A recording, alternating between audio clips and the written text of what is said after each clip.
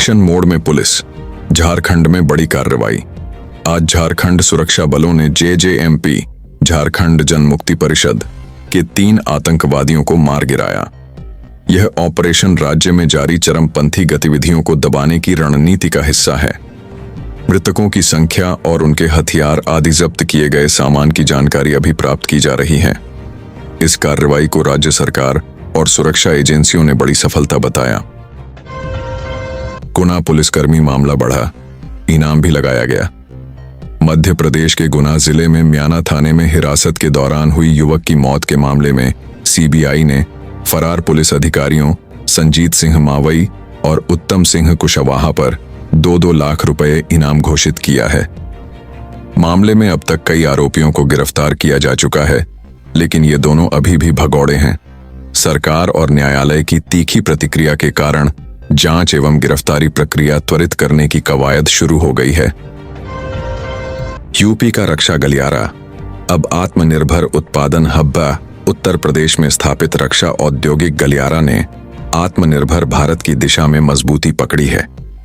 अब तक 62 कंपनियों को इस गलियारे में भूमि आवंटित की जा चुकी है और 9 इकाइयां कार्यशील हैं।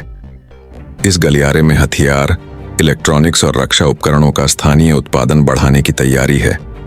राज्य सरकार इस पहल को आर्थिक व सुरक्षा उन्नति का स्तंभ मान रही है।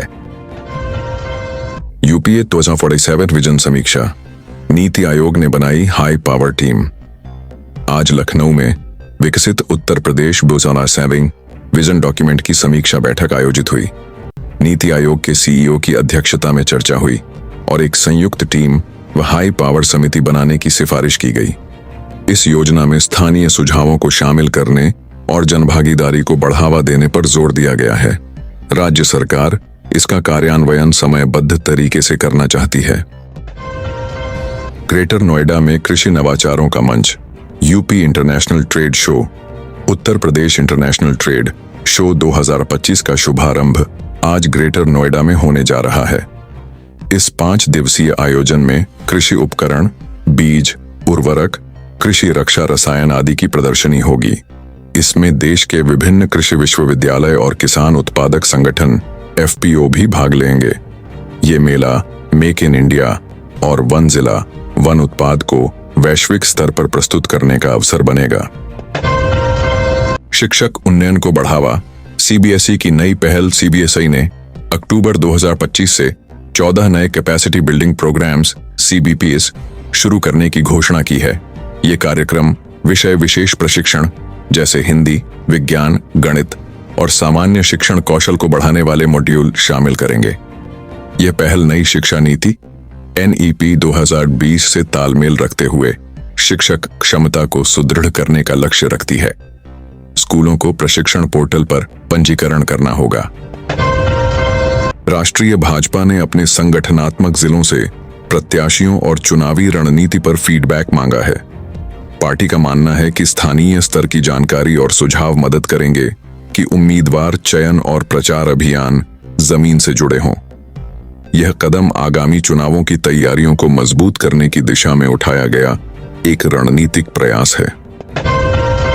All India मजलिस-ए Ittehadul Muslimeen AIMIM प्रमुख असदुद्दीन ओवैसी आज बिहार के सीमांचल क्षेत्र में 4 दिवसीय सीमांचल न्याय यात्रा की शुरुआत कर रहे हैं। इसके अंतर्गत कई रोड शो व सार्वजनिक सभाएं होंगी, जहां पार्टी अपने एजेंडा और वादों को सामने रखेगी। यह यात्रा AIMIM की उस ताकत बढ़ाने की कोशिश है जिसे वह इस क्षेत्र में स्थापित करना चाहता है। महाराष्ट्र में भाजपा के राज्य अध्यक्ष रविंद्र चौहान ने आत्मनिर्भर भारत संकल्प अभियान का शुभारंभ किया। यह अभियान 25 सितंबर से 25 दिसंबर तक चलेगा। यह शुरुआत पंडित दीनदयाल उपाध्याय की जयंती पर हो रही है और इसका समापन अटल बिहारी वाजपेयी की जयंती पर होगा। राज्य में यह अभियान स्थानीय उद्यम, स्वदेशी उत्पाद और आत्मनिर्भरता को बढ़ावा देने की दिशा में एक राजनीतिक संदेश भी है। आज पटना में कांग्रेस की महत्वपूर्ण CWC कांग्रेस वर्किंग कमेटी बैठक हुई, जो सामान्यतः दिल्ली में होती है। इस बैठक का उद्देश्य आगामी बिहार विधानसभा चुनाव की रणनीति स्थानीय स्तर पर तैयार करना बताया जा रहा है। कांग्रेस यह दिखाना चाहती है कि वह जमीनी स्तर की मुसीबतों और मांगों को ध्यान में लेकर योजनाएं बना रही है। विपक्षी दलों ने इस कदम पर तीखी प्रतिक्रिया दी है।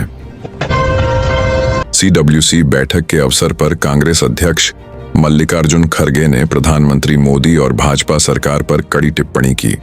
उन्होंने कहा कि यह भाजपा सरकार के भ्रष्टाचार का अंत है और आरोप लगाया कि केंद्र निर्वाचन प्रक्रिया में हेरफेर कर रही है। साथ ही उन्होंने बिहार में जदयू व साझेदारों पर भी निशाना साधा। पटना में आरजेडी नेता तेजस्वी यादव ने कहा कि नीतीश कुमार की सरकार नकलची सरकार है और उसके पास कोई ठोस विजन नहीं है। उन्होंने यह भी सुझाव दिया कि सरकार उनकी घोषणा को कॉपी कर सकती है। इस अवसर पर उन्होंने अति पिछड़ा न्याय संकल्प नाम की अपनी योजना का ऐलान भी किया। बीजेपी एवं एनडीए नेताओं ने कांग्रेस की पटना CWC बैठक को फ्लॉप शो करार दिया।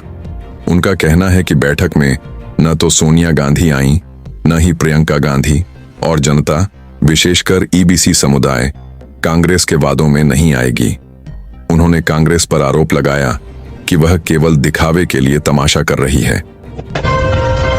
केंद्रीय गृह मंत्री अमित शाह 30 सितंबर को यमुना नदी पुनरुद्धार से जुड़े 46 परियोजनाओं का शुभारंभ कर रहे हैं। इनमें से एक प्रमुख परियोजना है ओखला में स्थित देश की सबसे बड़ी waste water treatment plant, 124 million. इसके अलावा केंद्र तथा दिल्ली सरकार के सहयोग से ये योजनाएं बनाई गई हैं। लगभग 40 लाख लोग प्रभावित होंगे। दिल्ली नगर निगम MCD ने 310 सफाई कर्मचारियों की नौकरियां नियमित करने का औपचारिक पत्र जारी किया है। बीजेपी दिल्ली अध्यक्ष वीरेंद्र सचदेव ने कहा है कि ये कदम कंपनी की जिम्मेदारी और कर्मचारियों के योगदान की मान्यता है। मेयर सरदार दिल्ली सरकार जल्द एक नई कल्याण योजना शुरू करने की योजना बना रही है, जिसमें आर्थिक रूप से पिछड़े दलित छात्रों को IAS, JEE, मेडिकल जैसी प्रतियोगी परीक्षाओं की मुफ्त कोचिंग मुहैया कराई जाएगी। इस योजना के तहत पंजीकृत कोचिंग संस्थानों की फीस आधी जाएगी। बीजेपी दिल्ली अध्यक्ष वीरेंद्र सचदेव ने आम आदमी पार्टी AAP और मुख्यमंत्री अरविंद केजरीवाल पर हमला बोला है ED की हालिया रेड को लेकर। उन्होंने कहा कि कुछ लोगों ने कहा था कि रेड में कुछ नहीं मिलेगा, लेकिन अब उन लोगों को अपने दावों का सामना करना होगा। ये बयान दिल्ली की राजनीतिक सियासत में जांच कार्रवाई और आरोप प्रत्यारोप की बढ़ती राजनीति की झलक है। भारत ने सुपर फोर्स स्टेज में बांग्लादेश को 41 रनों से मात दे दी है और एशिया कप 2025 के फाइनल में प्रवेश कर लिया है। भारत ने पहले बल्लेबाजी करते हुए 108 का स्कोर बनाया, जिसमें ओपनर अभिषेक शर्मा ने 75 रनों की शानदार पारी खेली। बॉलिंग में भारत की टीम ने शानदार प्रदर्शन किया। कुलदीप यादव ने 3 विकेट लिए और बांग्लादेश को 137 रन पर ऑल आउट कर दिया गया। न्यू दिल्ली में आयोजित HAL 2026 hero hockey India league की मिनी नीलामी हुई, जिसमें फ्रेंचाइजियों ने इंडियन और अंतर्राष्ट्रीय दोनों स्तर के शीर्ष खिलाड़ियों को अपनी टीमों में शामिल किया है। अगले सीजन में महिला और पुरुष दोनों डिवीजन में हाई कोटा की टैलेंटेड खिलाड़ी खेलेंगे, जिससे दर्शकों के लिए आकर्षण बढ़ने की उम्मीद है। हरियाणा के पंचकूला में राज्य स्तरीय खिलाड़ियों के लिए आयोजित खेल महाकुंभ की दूसरी अवस्था आज से शुरू हुई है। इस चरण में 9 मुख्यमंत्री नायब सिंह सैनी ने कहा है कि इसका उद्देश्य गांव देहात तक खेल को पहुंचाना है और युवा प्रतिभाओं को राष्ट्रीय स्तर तक उभारना है। पटना में गार्डनीबाग क्षेत्र में एक आधुनिक स्पोर्ट्स कॉम्प्लेक्स विकसित किया जाएगा।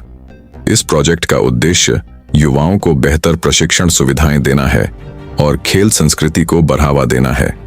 इस कॉम्प्लेक्स में फिटनेस जोन और आधुनिक प्रशिक्षण सुविधाएं होंगी। सरकार ने इसे खेल प्रतिभाओं को संवारने की दिशा में एक महत्वपूर्ण पहल बताया है। भारतीय सरकार ने खेल उपकरणों स्पोर्ट्स गुड्स पर GST दर को 12% से घटाकर 5% कर दिया है। साथ ही जिम में सदस्यता जिम मेंबरशिप्स पर भी दर 18% से 5% की गई है। ये निर्णय लोगों को खेल से जोड़ने और फिटनेस संस्कृति को बढ़ावा देने की नीति का हिस्सा है। मोदी सरकार ने देश भर में 10,023 नए मेडिकल सीटों की मंजूरी दी। केंद्रीय कैबिनेट की हुई बैठक, जिसका नेतृत्व प्रधानमंत्री मोदी ने किया, उसने मेडिकल शिक्षा और स्वास्थ्य सेवा को बेहतर बनाने के लिए बड़ा फैसला लिया है। सरकार ने देश की सरकारी मेडिकल कॉलेजों और अस्पतालों में 10,023 नई MBBS और PG सीटों की मंजूरी दी है। का उद्देश्य डॉक्टर मरीज अनुपात को सुधारना और स्वास्थ्य देखभाल को और अधिक पहुंच योग्य बनाना है। आज प्रधानमंत्री मोदी बांसवाड़ा, राजस्थान में बड़ी परियोजनाओं का शिलान्यास कर रहे हैं। मुख्य आकर्षण है 42,000 करोड़ रुपए की माही बंसवाड़ा परमाणु ऊर्जा परियोजना, जिसकी क्षमता होगी 2,800 मेगावाट। इसके अलावा स्वच्छ ऊर्जा पहलें, रेलवे व बुनियादी ढांचे की योजनाएं, सरकारी अस्पतालों और ड्रिंकिंग वाटर योजनाओं समेत अनेक सामाजिक और आर्थिक परियोजनाएं भी इस दौरे में शामिल हैं। मोदी का मणिपुर द्वारा हिंसाग्रस्त राज्य में विकास योजनाएं। प्रधानमंत्री मोदी मणिपुर गए। यह राज्य 2 साल पहले हुई जातीय हिंसा से प्रभावित था। ये फैल रहे सड़क, बुनियादी ढांचा आदि से जुड़े ताकि पुनर्निर्माण हो।